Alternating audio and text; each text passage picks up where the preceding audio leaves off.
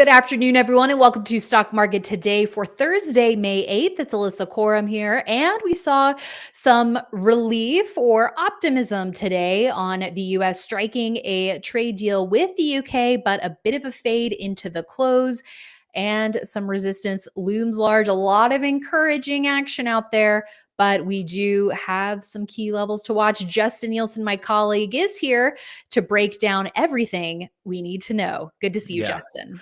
good to see you too. We're going to go with a little bit of the glass half full. Yeah, And again, I we love it. had the headline "Strong Day" today, but I was afraid with that fade that I was going to have to change the headline last minute. But we still closed with over a 1% gain in the Nasdaq. So I know you're going to get to the numbers, but we're also going to talk about a few stocks, including a big move on Robinhood. Also, we'll revisit Boeing. This is one that we took a look at before, and that had a strong move today. And then also we'll look at the stock of the day today, Visa. Fantastic. We will take a look at those stocks, but first let's analyze the major indexes. The Nasdaq today closing up almost 1.1%. It did back off of intraday highs, especially in the final 20-30 minutes of the trading day. Meanwhile, the S&P 500 up about 0.6% on the day, backing off as well. Same for the Dow, up 0.6%. Small caps really turned it on today with the Russell 2000 up about 2%, headed into the final stretch of the day. In terms of the closing range, the NASDAQ 100, for example, QQQ, we can even take a look at that at the 48% level. So essentially, mid range thereabouts, but definitely above that 40% that we like looking at. So even with the fade, I would say that this was a notable day, Justin, but what's your take? Yeah, I'm on the again glass half full side here because what we got is we got a little bit of a pullback as we were coming up to those resistance levels at the 200 and 18,281. That's the March 6th high from on the Nasdaq Composite. So we were starting to reach those levels a few days ago, got turned away, and this was kind of one of those ideal patterns that you see, especially for swing trading. We had 2 days down. That third day undercut the lows and then closed up for the day. Granted, yesterday news related, as much as we were kind of looking at the Fed day, it was really kind of Trump, President Trump and Truth Social that moved things at the end of the day in a big way. So the question was, okay, do you get a follow up to that? I say today counts. Now, that Yeah. doesn't erase all of that resistance that we were just looking at. It just puts us at another test. And look, you can test that resistance a few times. And in a strong market, eventually you do break through with some power. So I think you have to be ready for that. Now, look, on the downside, you will also have to be ready for this resistance potentially hitting and getting turned away. So, the fact that we had a mid-range close, again, depending on if you were using the closing range or the true range, I Right. had, yeah, for the Nasdaq, I had the closing range at 48% of the range, but 53% for the true range. Look, we were up over 2% at one point today. So 1% does pale compared to that, but 1% is still a strong day and a nice follow up. Plus, as you mentioned, the fact that we are seeing some breadth because you had that small cap participation with a nearly 2% gain on the Russell 2000. That's certainly worth noting, and something that we've been kind of asking for a little bit more breadth. You had RSP, which is the equal weighted S&P 500, participate in a strong way. Again, though it was off its highs considerably, that was still a strong day for that. And then also you had QQEW, which had a nice test of its 200-day moving average line after getting turned away from that just a little bit earlier, a few days ago. So we're right on the cusp there of that 200-day moving average line for QQEW. So, and on the NASDAQ composite, we've got that 18,000 level that you mentioned, and the 200-day continues to loom large. But I would say, Justin, uh, this current trading range that we are seeing, as long as we hold above, I think the reversal low is now becomes important, and the Yes. 50-day and the 21-day have converged at this point. So that's we want that to be our floor of support on the downside. We have seen a lot of strong gains recently, so some sort of digestion. Wouldn't be surprising, but we have also seen some potential fireworks or the promise of fireworks on the trade war front. Again, there was optimism today with the UK deal, and we are going to have talks. It sounds like, even if they're just opening talks between the US and China this weekend in Switzerland. And we're hearing reports from our News Corp sister company, the New York Post, that insiders are saying that China tariffs could come down to some 50% from 145% as early as next week. So, whether or not that materializes, we'll just have to see how that shows up in the charts. Yeah, and I exactly agree with you there, Allie. At the end of the day, we're really going to have to see how it plays out in the charts, because a lot of people are afraid. Okay, a lot of the as bad as it could get kind of is already out there, right? When the Mm. tariffs were announced. And so a lot of people are optimistic, well, it can only get better from here, as tariffs, come down. But what if the expectations are a little bit too high, for some of those deals? So at the end of the day, I think the market is going to be your guide. For me personally, look, I'm not smart enough to know what the long-term, short-term effects of all Mhm. the tariffs are going to be. But I think the market will guide me in terms of, hey, where do I do my risk management? And that's one of the things I love about yesterday's reversal, because Yeah. now it gives you another floor to kind of use as a place of support. If we break below that, that's going to be an early warning sign that the market, short term at least, may be in trouble, just as the 21-day moving average line is a sign that's looming large. So we do have to be aware of both of those levels on the downside, because if we start crossing below those support levels, then we could be looking at Mhm. potentially another test all the way down at the lows, and that's pretty far away now. So Yeah. I'm going to be doing some defensive action if I see any of those support Mhm. levels, falter. Yeah, and I think what you're saying is it's a great reminder of how to incrementally make Mhm. decisions, right? Dialing up on, on a day like yesterday, day like today, and dialing back down versus just slamming on the brakes or slamming on the gas. I think those incremental decisions are important as we continue to cross those milestones, and then, back away as appropriate if needed. Absolutely. And one thing I was encouraged about, we've kind of been keeping our eye on gold. It had such a dramatic move. So if you look at GLD, we saw that dramatic move at the beginning of April as all of the tariff uncertainty was kind of playing out, almost looked a little climactic, and then came down as we saw the market really recover in a strong way. And I think a lot of people were getting concerned as we started pulling back again, how much gold was coming up. But what's happening now? It seems again like the move is out of gold and back into, again, more of the risk on approach. And you kind of see that too with Bitcoin. So if you look at IBIT, which I do have a position in IBIT, this is a nice little breakout of a very short 4-day consolidation or pullback.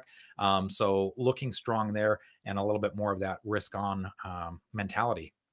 Agreed. And I own IBIT as well and was adding a little bit to my position early on in the day. So we like seeing the risk on Mhm. mentality out I there. think I was too, but now it's like it's all a blur. It's all a blur. I intended to. Sometimes that doesn't always Well, sounds happen. like you did take the opportunity today to add exposure to Yes, your yes, I portfolio. did. Yeah. Whether or not it was Bitcoin or something else, you were taking Yeah, and action, it and sounds and like. look, I went with some double leveraged ETFs initially, instead of the triple, and so, it's okay for me to be, adding a little bit to those. I've been doing it incrementally Yeah. all the way up, and so, I've got good gains. I think I probably made 4 or 5 buys on the way up on SSO and QLD, so Mhm. it's a good way, and now, again, I have that next level of support where I can start raising Mhm. stops to the low of yesterday. Yeah, those are just my guesses. I'm just gonna pretend that's where you were adding, Justin. You're pretty Your spot 5 on. You guys. a lot of times you remember better than I do. Close enough Yeah. for demonstration purposes. Okay, let's take a look underneath the hood, shall we? And take a look at Robinhood. If there's any stock that's indicative of the risk on mindset, Robinhood definitely is one of the ones that comes to mind, isn't it, Justin? Shares up Mhm. about 8.2% today. This is a stock that we've been keeping an eye on since those April lows, as it's been making a comeback, forming a handle. Because it's a high octane stock, it did come off of its all time highs pretty considerably, but now it does look like it's back in go mode. Yeah, absolutely. And look, you have to be aware that this is on the higher side in terms of the ATR. That's the average true range. So if you take the last 21 days, this moves about 7.8% on a daily basis. So that's a lot for a lot of people. So if Yeah. this is too much for you, that's okay to pass on these or to at least limit your exposure to these high octane names. But this is certainly a decent breakout of a short little handle there, if you will, on that double bottom. So a very strong move. This did get added to our leaderboard product as a watch list name, basically because of that high octane level of it. It's like, okay, do we want to add something at that level when we already have some of the higher ATR stocks? But yeah, this is a solid breakout, a nice move. And you also have earnings behind you. So that's going to happen a little bit more after this Mhm. week, that we're going to get a lot of these earnings reports behind us.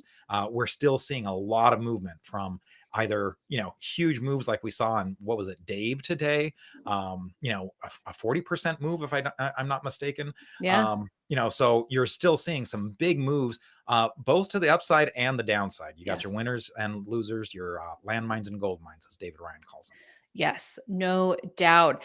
And I do also want to flag for Robinhood. This is one that Scott St. Clair on our team said on Monday that he has played it in the past because he likes the spicy. He Yeah. likes it spicy. So we had an aggressive trend line that we were drawing on IBD Live, and that was considered actionable yesterday ahead of today's move. So maybe that's where you initiate, and then today you add a little bit more when it crosses the highs. But an Mhm. interesting one to keep tabs on with this strong fundamental story that's playing out as well with Robinhood. Mhm. And to Scott St. Clair's credit, one of the reasons why he can do the spicy is because he knows, I don't know if he's got like his milk or his cream right next to him, Yeah. but his risk management, he is very keyed in on making sure that if something doesn't work, something doesn't go his way, he's out quickly, no questions asked. He's not sticking around and saying, "Oh, I hope it comes back." He does not give these a lot of room if they don't work. So that's a key. If you're going to get into some of these high octane names, your risk management just has to really be on point. Couldn't have said it better myself. Let's move on and check back in on Boeing. As you said, this is a double bottom breakout that we flagged not all too long ago, even before the breakout, actually. I think it was around earnings where we were seeing a trend line that the stock was clearing, and a boost today for the stock, up 2.8%, with Boeing in this US UK trade deal headlines that we were seeing. So I think that provided a bit of a boost today, Justin, with volume behind the move. Yeah, and I brought this up at the end of our IBD live show. If you go to the 5 minute chart or something like that, it was roughly right before that big move. I think because that's when the UK deal got Yeah. announced right around that time. And I did mention one of the things. If you go back to the daily chart, this was a stock that I did own. I actually bought it back today after IBD live, but I sold it, and the reason was because it just wasn't moving for me. And so sometimes one of the things I talked about is sometimes you do a time stop loss where if something just doesn't move that much over a certain amount of time, look, Yeah. I came away with this with a 1% gain. So it wasn't like it was a loss for me, but there were just other things that were moving faster. And so I was moving my money there. And then, of course, what happened? Big move today. I think I was up a full percent today on my position, whereas that took me over a week Right. prior, to on my prior position. So look, sometimes you have to buy these back.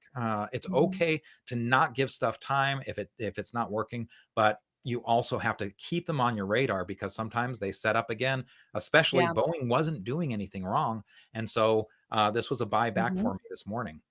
Yeah, I think the other portfolio management lesson you're talking about, Justin, is opportunity cost, essentially. Absolutely. If you are seeing other stocks working while you're in a trade that isn't really going anywhere, maybe you do want to have that weed and feed type strategy. So I do think that is notable there. But like you said, keep it on your radar. And if it kicks into gear again, maybe give it another shot.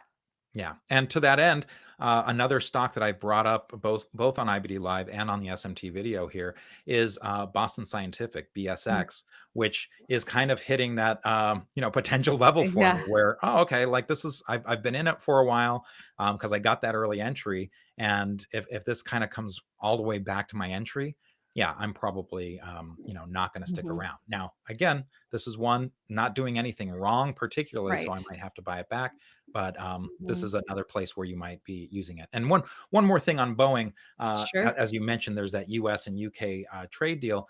If you take a look at ITA, which is the aerospace defense, this has been a strong group.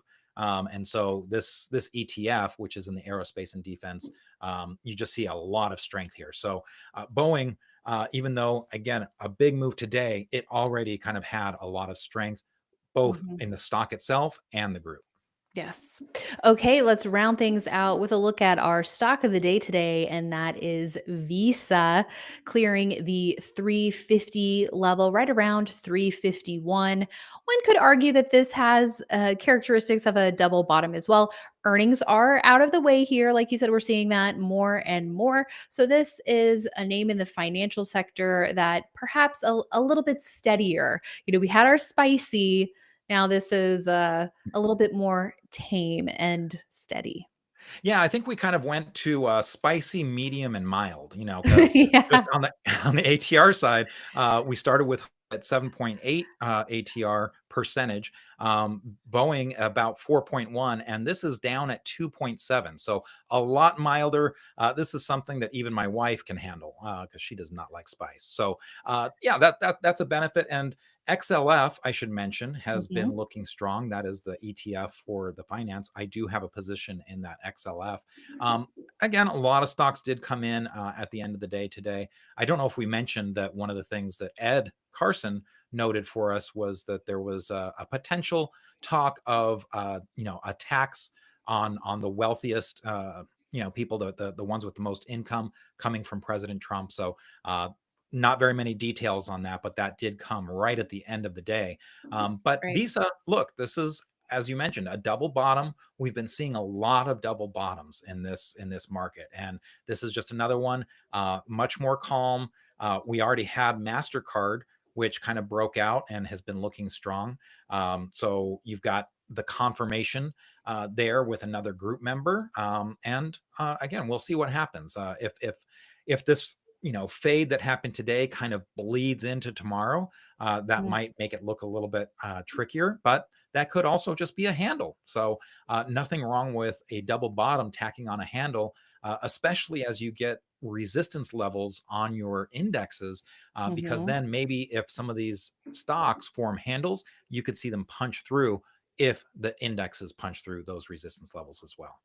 Totally agree. All right, Justin. Well, we'll have to leave it there for today, but thank you so much for the spot on analysis. And I also want to give a little shout out to last night's podcast with Mark Minervini. Folks should definitely check that out when they get a chance if they haven't already. Absolutely. I mean, there's always so much wisdom from him. I mean, you don't get to be a two-time US investing champion and with that many decades of experience, four books under your belt without having a little bit of knowledge to share. Yeah, absolutely. So you can check that out on our YouTube channel or at investors.com/videos or wherever you get your podcasts. Thanks again, Justin. Thank And thanks everyone for tuning in. That is it from us for today, but we will be back with more tomorrow morning on IBD Live. And we are going to be joined by special guest Brian Shannon of Alpha Trends. Really love his take on the market, looking at intraday charts and shorter term moving averages, where you're seeing support and resistance, and putting everything into perspective with the anchored volume weighted average price. So it's going to be very interesting and educational. So make sure you join us tomorrow morning, starting 10 minutes before the opening bell, investors.com/IBD live for all the details. We'll see you there. And then Mike Webster and I have you covered tomorrow afternoon after the close for our Friday Stock Market Today video. See you then.